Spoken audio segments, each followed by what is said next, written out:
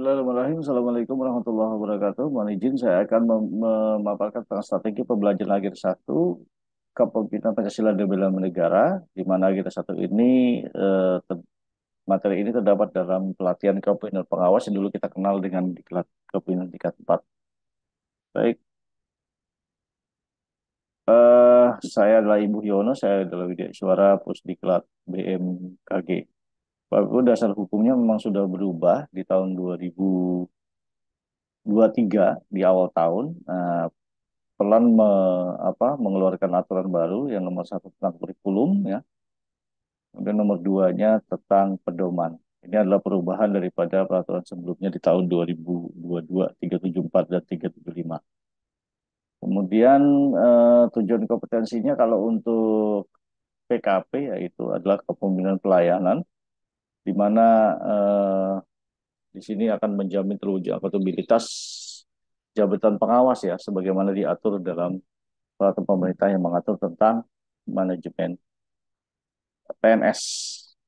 Baik Bapak Ibu, pelatihan pengawas di agenda 1 ini terdiri dari 26 jam ya, selain self learning diantaranya adalah online 14 jam pelajaran dan klasikalnya 12 jam pelajaran. Untuk online ada 2 hari pertemuan. Ini adalah indikator keberhasilannya, kemudian materi pokok dan submateri pokok. Nah, kita masuk kepada penyajian e-learning. Nah, di hari pertama, Bapak Ibu,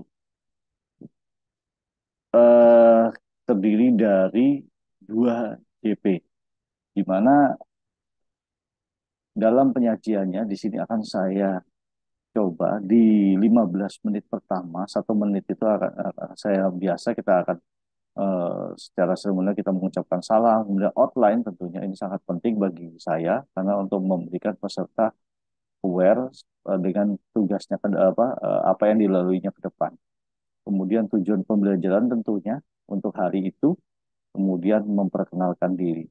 Nah, ini akan menyimak. Nah, perkenalan diri ini saya akan menggunakan Padlet Map, di mana peserta nanti menambahkan lokasi pada Padlet Map tersebut, sehingga dapat diketahui sebaran peserta dengan map yang tertera secara online ya.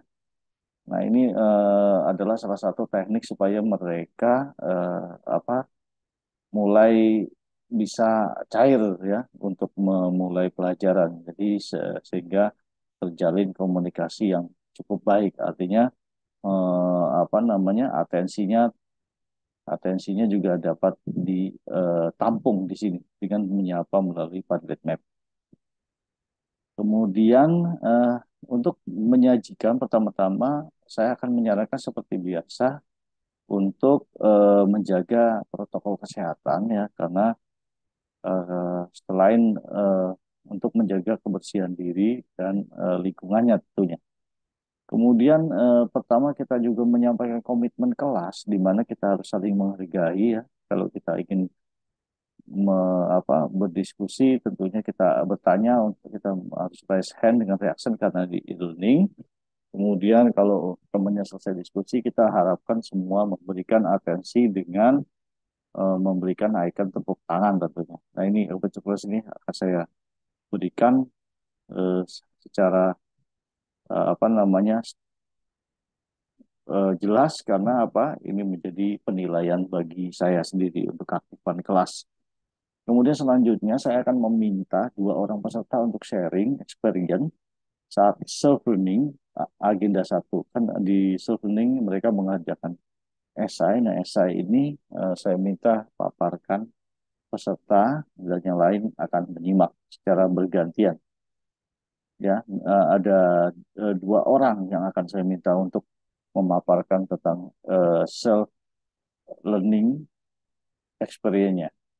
Kemudian saya akan menjelaskan inti modul 1 dan 2 terkait dengan materi dan isinya tentunya.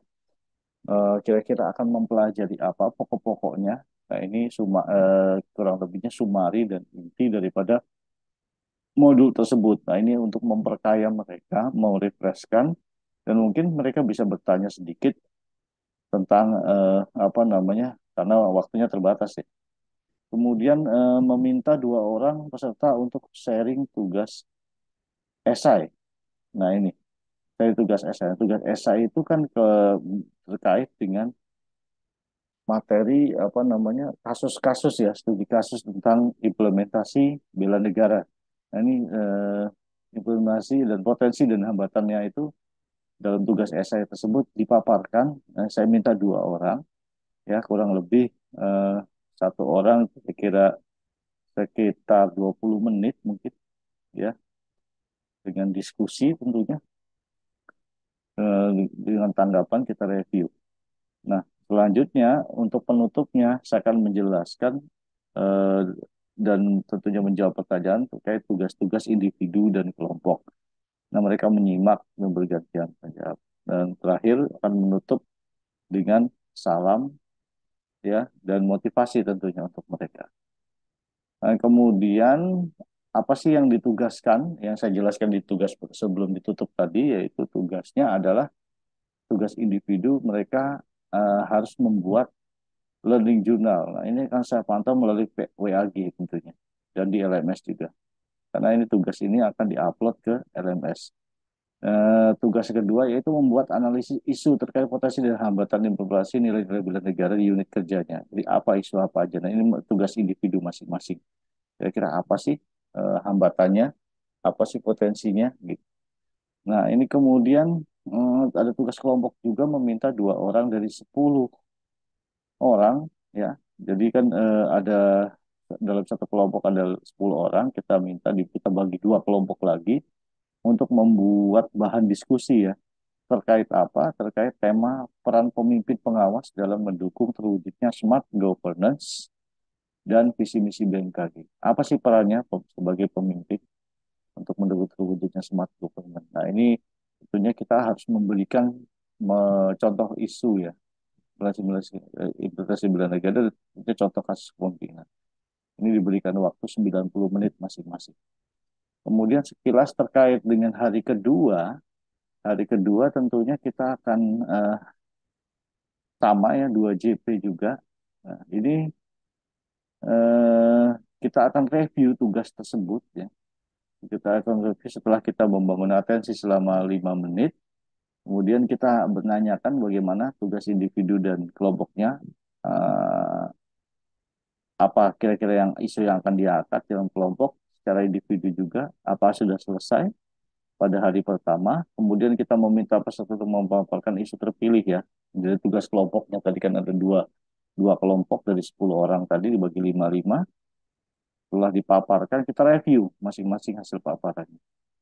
Nah, kemudian kita beri kesimpulan, ya, berlangsung selama 5 menit. Dan terakhir kita akan menjawab terkait menjelaskan terkait kegiatan klasikal yang akan dihadapi, kemudian terkait tugas juga. Nah, ini tugasnya membuat learning journal seperti pertama, kemudian yang kedua adalah menyempurnakan daripada hasil review kita tadi, baik kalau individu ataupun kelompok. Baik, terima kasih Bapak Ibu semuanya atas perhatiannya. Waalaikumsalam warahmatullahi wabarakatuh.